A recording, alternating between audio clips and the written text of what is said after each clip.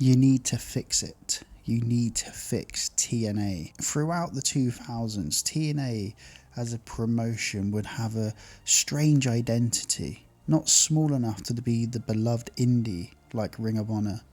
Not big enough to have a casual fan base. Somewhere in the middle.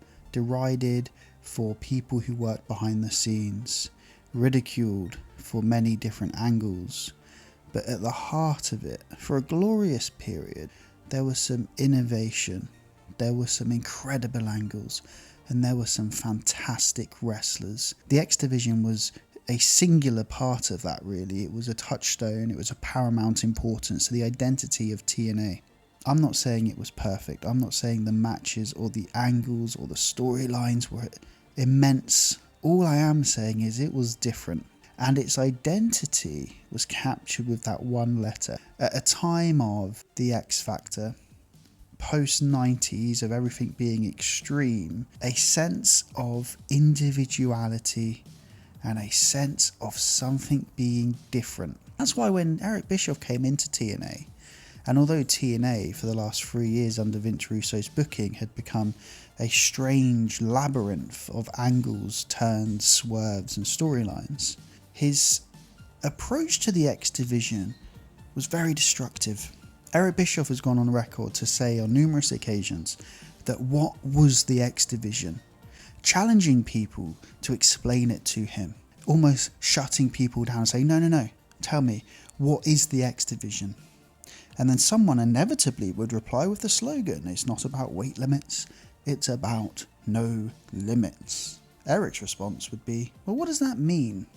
In a practical sense, what does that mean? Part of me sympathises, part of me wants to say it doesn't come from a place of malice. But in response, I would say, what is the X Factor? What are the X Games? What are these things, Eric? These cultural touchstones, what are they? And I would wait for his response. And if he were to say to me, well, the X Games are alternative sports, I would say the X Division is alternative wrestling. The thing about the X Division, I don't think TNA did a good job about presenting the identity as, if you want to compete in this style, it's about risk. If you enter this competition, if you enter this version of wrestling, you're opening yourself up to that challenge. That's what the X Division was, and that idea of it not being about weight limits but no limits played into that changing of modern wrestling, which many people would argue has gone too far, with a sense of technicality and high flying.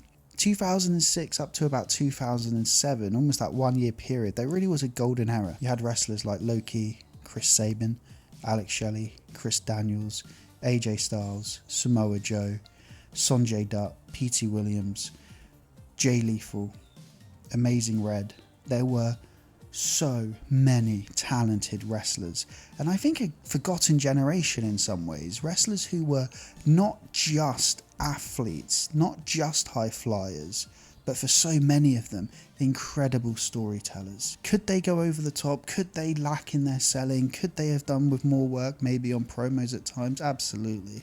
But they were remarkable athletes, and they grabbed people's attention. They grabbed mine as a casual fan at the time in 2005, when I had become disillusioned with the reign of JBL, when I had become bored of seeing Booker T have to adopt a ridiculous gimmick to finally be given his push. The X Division was something different, and it was clear what its identity was. So in 2010, when Eric Bischoff joined TNA, and when he looked at that company and thought, what is this? I can't quite understand it. It's always confused me. Because here's a guy who says, you can't be less than, you must be different than. But he came into TNA, and although he wasn't the absolute authority, the absolute power, he went about making things less than. Putting a weight limit on the X Division is like shackling a horse.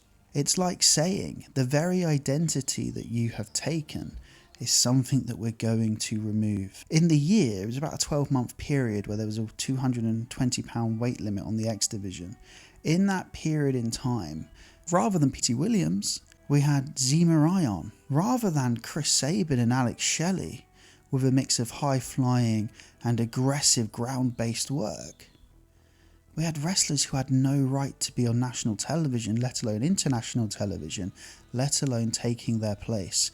And as P.T. Williams sits at home, a mat-based supreme athlete who was made a fool of by Vince Russo as little P.T. Pump. I wonder about that career.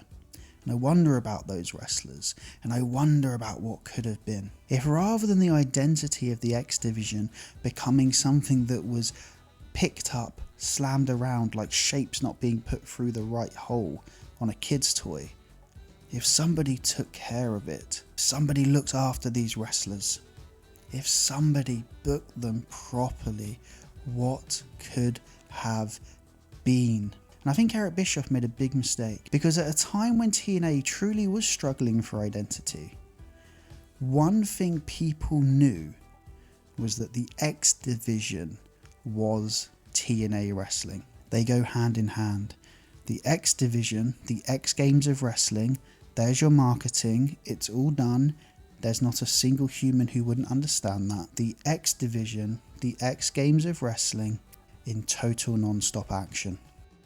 That is a hand-in-hand partnership, and I find it disingenuous to hear Eric still say he doesn't know what the X Division was, and I find it strange that a man who really changed the way that cruiserweight style wrestling was looked at in North America and in Europe, that he would be so divisive, that he would deride those talents so easily, as if they were so meaningless and interchangeable. And I think going back to that concept of Eric's thoughts on the X Division, thinking about the way that he looked at AJ at the time, he was very dismissive. He has talked about looking at AJ not really understanding what he was or who he was. And I think that sense of prejudgment runs through the history of the X Division. Because these are talents not from New York, because these are talents who haven't come from WCW, it's as if it's too difficult to create them, as if it's too much hard work, as if of course you can't push them fully. And then what is strange and infuriating is when you see AJ, when you see Joe, when you see them go to WWE eventually, and they are used as headline stars, and you think, TNA, you had them 10 years prior. You truly had their golden years. And at times, they shone bright. At times, they made memories that will last forever. But for most of the time, they were laying down for Jeff Jarrett, for Bully Ray, and they were being wasted. And so really the question, I guess, isn't what was the X Division? What was the identity of the X Division? Or how could you book the X Division? The question really was, and the thing I'm left scratching my head with, is how couldn't you see it?